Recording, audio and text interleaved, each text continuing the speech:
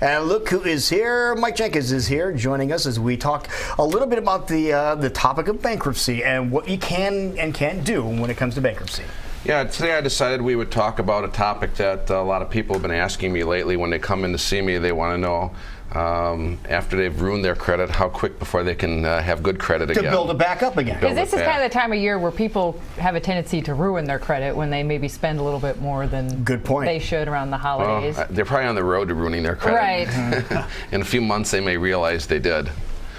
But so we tell people it's not that hard, really, to build your credit back up after you do a bankruptcy. A lot of people come to see me and they've got a home loan they're paying on, they have a car payment or two, and when they get rid of the other debt, the credit cards, the medical bills, things like that, then they can afford to keep those other things current and live life happily ever after. I think the key thing you said was paying on, because they were paying on the home, right, paying on the car, correct? Correct. And so when you come out of bankruptcy, to build back your credit, you can't just pay on those. You have to enter into an agreement in your bankruptcy called a reaffirmation agreement. And I like to just kind of put things in common English language that everybody understands. It's really just a bankruptcy contract that you enter into. When you came into the bankruptcy, you had this loan with Wells Fargo or Ford Motor Credit.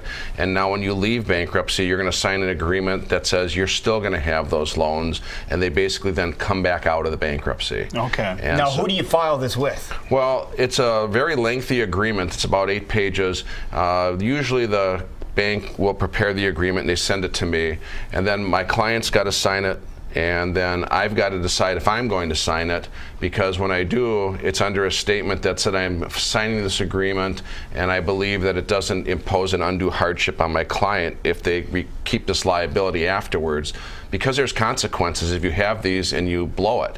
If you mess up the payments later, they can repossess the car, they can foreclose the house, it can ruin your credit just as well as build it back up. So you want to at least feel confident that your client's making a smart decision. So when you do a bankruptcy, part of the bankruptcy has your income, your take-home pay. Mm-hmm. We have a budget that we've laid out for the court in the schedule saying this is what the person needs to live on.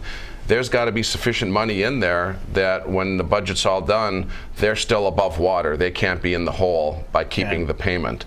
And if all that shakes out fine, the judge will sign it because it has to be approved by the judge to be enforceable. Mm-hmm. If you submit it and the judge says, no, I'm not going to sign this, then it's not a filed reaffirmation agreement that's going to be enforceable. Okay. And so then the creditor won't report on your credit report these payments, and so it really won't go towards building up your credit score again. So it's not doing anything then. So it's just, you can still keep the house or the vehicle and make the payments without signing one.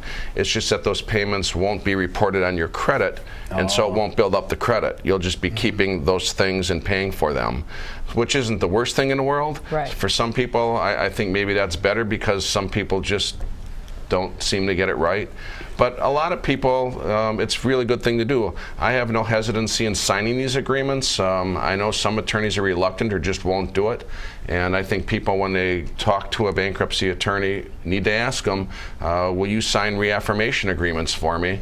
Because if they won't, they may not want to choose that attorney because these can be very valuable for a person. Now, if somebody does go through this and they do sign the reaffirmation agreement, how long before they will be able to build their credit back up? Well, it based on credit score again, and I'm not an expert in credit score, but essentially, just from my lay perspective on it, you will immediately after the bankruptcy discharge have payments that are reporting on your credit as in good standing. Probably you came into the bankruptcy and these payments were in good standing, and so they will continue to get paid. All the other debt that was holding you back because they were delinquent or in collections, those essentially are out of the picture now. You've got a bankruptcy, and so yes, that does have an impact, but the score is being elevated. I've had clients a year and a half after their bankruptcy, they were trying to get a loan for a house or something like that, and they needed some information from me, and they reported to me that they've had a 700 credit score, which from what I understand is pretty good. In most cases, you can get most kinds of loans if you have over a 700 credit score. So to me, that's not very bad. I mean, a year and a half after a bankruptcy, and you've got a score like that. without having something to pay, you're not going to really be able to build up your credit score after a bankruptcy. You have to prove yourself again. You've kind of had some mistakes. You did this bankruptcy and put it behind you, but you have to prove yourself again to the credit world. Why should we lend you money? Can you do it? And these are ways you can prove that, hey, I've made my mistakes, but now I've learned my lesson, and I can pay these things on time, and it works out. But the message being that it is possible. It's very possible, and many people do very well, and do very well quickly. Now, sometimes we'll have a client that doesn't have a car loan, or they have one that they can't keep. It's way too expensive. They're way upside down on the vehicle, and it's just not good to keep that vehicle, so they let it go.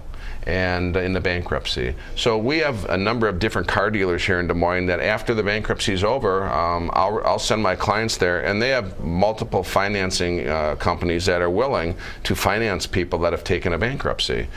So I'm sort of careful about where I send my clients to, because not all car dealerships are the same. Right. And so I want to trust that if they go there, they're going to be getting a fair deal. But you've had experience with these folks. I've had experience with a number of the dealerships, and they do fair sales.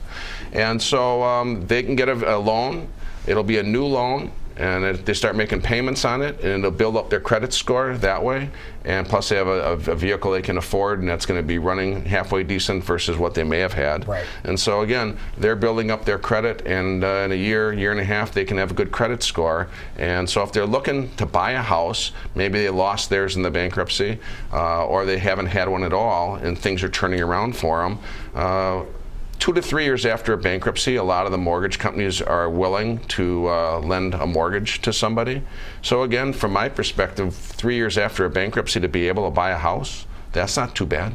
I think you can deal with that. Right. So I think it's not that difficult at all to get most kinds of credit once you file a bankruptcy. Just kind of live your life on the straight and narrow financially, and you'll get there. There you go. Now, people have any other questions about things like this? What's the easiest way to get a hold of you? Well, you can call me on the phone. I'm happy to answer questions. 255-1855. You can find me on the internet at www.iowa-bankruptcylaw.com. All right, I think Jackie hit the nail on the head here. You can. It is come out of possible. this. Yes. Very. There you go. This is the guy that can help you.